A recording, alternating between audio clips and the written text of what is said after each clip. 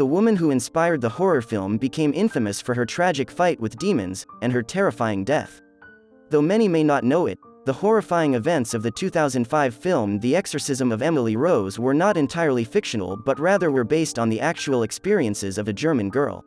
Anneliese Michel was born in 1952 in the small town of Klingenberg, in Bavaria, Germany, where she was raised as a strict Catholic and was described as very bright and likable.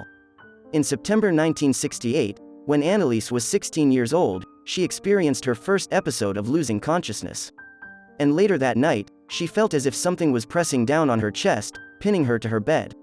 A similar event occurred in August 1969, and her mother took Anneliese to their family doctor, Dr. Vogt, and a neurologist, Dr. Louthey, who examined her and even ran an EEG, a brain scan, but found nothing wrong. They hypothesized that it could possibly be a form of seizure. Over the next 3 years, Anneliese would have 2 more similar episodes and was prescribed 2 medications, an anticonvulsant medication and an anti-seizure medication called Dilantin. On both occasions, an EEG would come back normal with some minor irregular patterns, but nothing that would definitively explain her symptoms. Anneliese began to hear knocking sounds in her bedroom, sounds her sisters would hear as well. But even more alarming, Anneliese also reported hearing a voice damning her to hell. Her mother was further rattled when she witnessed Anneliese furiously staring at a statue of the Virgin Mary, quote, eyes turned black, jet black. And her hands seemed to turn into thick paws with claws.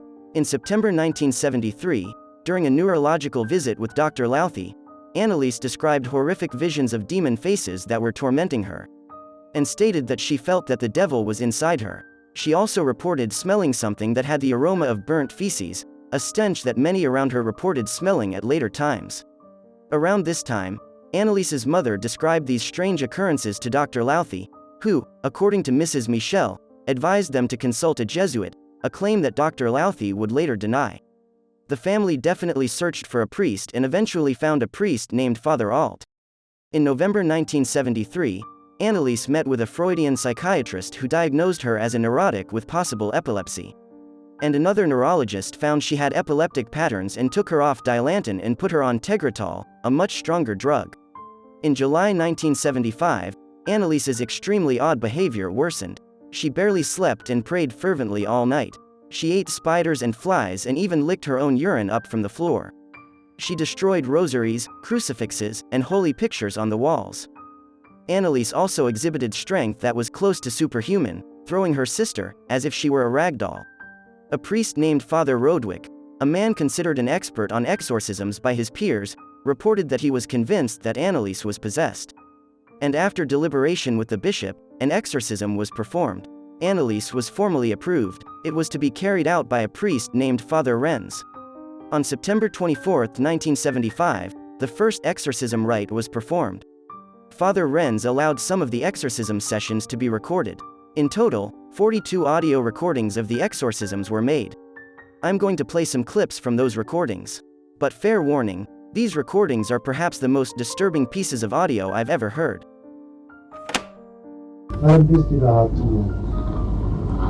Ich hab recht dazu, dass ich in dem Weib drin bin. Ich trag dir die Rotznase noch so lang, bis es lebt wird. Die saublöde Weib. Für uns gibt's kein Zurück. Nie! In alle Ewigkeit! Sag mir den Namen. Ich, der Judas, und der Nero, der Kain und der Hitler. 5 immer. Das ist der 6. Oh, den haben wir gelogen. Den habt ihr natürlich. Through these sessions, Anneliese revealed that she believed she was possessed by 6 demons: Lucifer, Cain, Judas Iscariot, Adolf Hitler, Nero, and Fleischmann, a disgraced priest. These details came as an icy shock to Father Alt, who claims Anneliese would have no way of knowing Fleischmann. By May, Anneliese had become even worse. She banged her head against the wall and bit herself and others to the point where her family had to tie her up to prevent her from hurting herself. But most dangerously, Anneliese refused to eat. She described it as not being permitted to eat. Despite being quite frail, likely weighing under 80 pounds, she exhibited great strength when people tried to restrain her. By June, Anneliese's entire face was sunk in. She also refused a doctor's visit even though she had a very high fever. On June 30th, Anneliese had another exorcism, only this time saying, "Please, absolution." The next morning, her family went to her room and found her dead.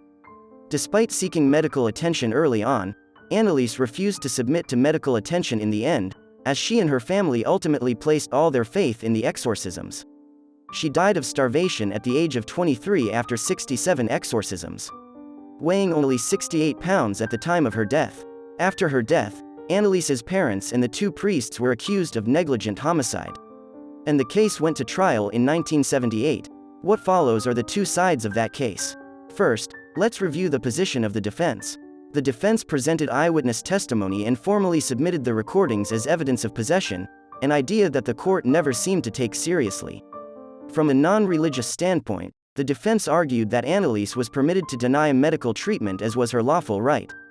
For what it's worth, medical treatment might have included tranquilizing her, force-feeding her, and electroshock therapy, quote, all presumably against her will. Family friend Thea Hine recalled in her testimony that in 1976, a few months before Anneliese's death, Anneliese reportedly begged on her knees for Hine to not suggest medical attention to anybody. Also worth noting is the fact that Father Alt actually looked for medical help towards the end. And on May 30th, his friend Dr. Richard Roth visited Anneliese out of what he claimed was scientific curiosity and not as a physician. At the time of his visit, Dr. Roth claimed Anneliese had no external injuries, although Father Renz noticed she had several bruises, a swollen cheek, and black eyes. Now let's review the position of the prosecution. The prosecution argued that Anneliese had epilepsy and psychosis and that the parents and two priests were liable for failing to act to save her life. The defense tore down notions of possession. They questioned the credibility of Father Alt, with the conclusion from two experts that Father Alt exhibited signs of schizophrenia. The prosecution also argued that the medications given successfully suppressed the epilepsy-like seizures, and argued that that suppression morphed into, quote, a delusional psychosis associated with epilepsy. They argued that Anneliese's psychosis was exacerbated by the exorcisms, which only played into her fantasy. To piggyback on that, Anneliese often went through phases between exorcisms where she behaved normally. Even though she would behave like a possessed person during exorcisms, it's unclear if the epilepsy-like seizures were stopped by medication or if they actually stopped on their own. But Anneliese's psychotic visions predate the alleged medical suppression. In the end, the court ruled in favor of the prosecution, sentencing the four defendants to 6 months in prison, with suspension for 3 years, and payment for all court costs. The court ruled that Anneliese was unable to make decisions for herself and should have been forced to submit to medical care. Regardless of the court ruling, many have debated what actually led to Anneliese's death. Was it a case of mental illness or possibly epilepsy? Or was this a legitimate case of demonic possession? Whatever the real reason may be, the case of Anneliese Michel is a tragedy and will always remain unsolved.